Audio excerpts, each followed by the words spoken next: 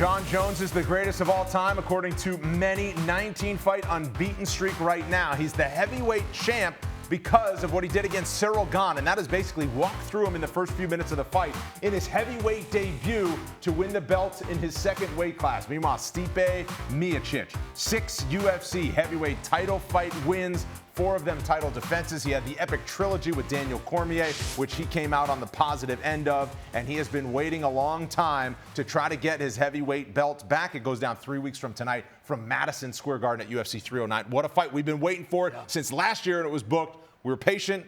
It shall go down this week. Yeah, and I got to tell you, Jon Jones is telling people I'm focused on one fight and I'm not fighting Tom Aspinall. And I would just like to correct that a little bit. At least my interpretation isn't that Jon is going to retire or he's unwilling to fight Aspinall. He is laser focused on Stipe. And the number one way that Jon is going to get upset by possibly the most successful heavyweight we've ever seen is if he starts thinking about somebody else. If he starts trying to fight 2 guys at once. Jon Jones will be at the Garden. He will be defended. And anything that you've heard, including from Jon, I argue is a misinterpretation. You know, I'm just glad to see Jon Jones fight again. I mean, that's the thing. He doesn't fight often, and he's a treat.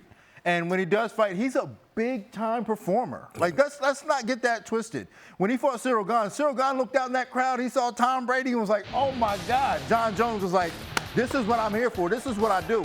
I'm a big-time performer. So I'm just glad that we're getting the opportunity to see Jon Jones back inside the octagon.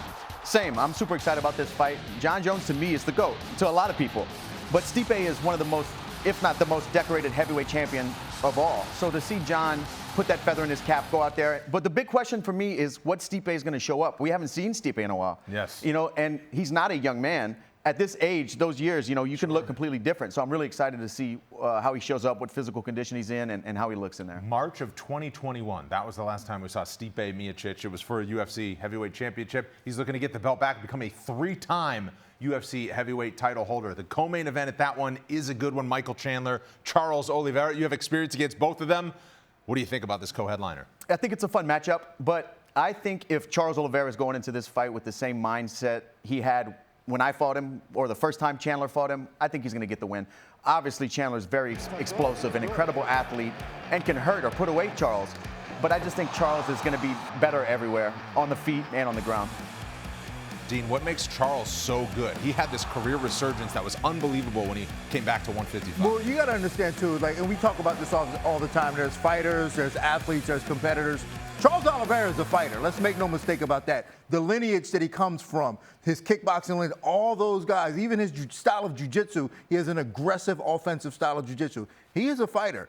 And I think when it comes down to it, if he can turn this into a fight against an athlete like Michael Chandler, he gets to win. We should acknowledge Michael Chandler was getting ready for Conor McGregor at International Fight Week this summer, just weeks before that fight is pulled. Ultimately, still waits. Now he changes opponent. It has been quite a roller coaster for Michael Chandler from coaching The Ultimate Fighter, matched up with McGregor. Now he gets Oliveira. Yeah, if I may, I actually saw Chandler 2 days ago, and Chandler told me that is the new Michael Chandler. I didn't know what that meant. And he said, no, old Michael Chandler go in there and rush in. He said, but this new version, I've been zeroed in and I've been training differently. I didn't know what it meant. So I kept pushing him as to what he's going to do, and I think my interpretation was maybe he's going to go back to some of that wrestling. Maybe he is an all-American Division I wrestler that likes to go out there and throw hands. He's never been accused of not having an exciting fight, but I think at times he gets careless. I think he got careless against Dustin Poirier and maybe could have zeroed in and just tried to win rounds. My interpretation is he's aware of that. And, Coach, a lot of guys never aware of their own problems. Chandler says there's a new him. I'm open to the idea. Yeah, I like that. I mean, if we get a different version of him,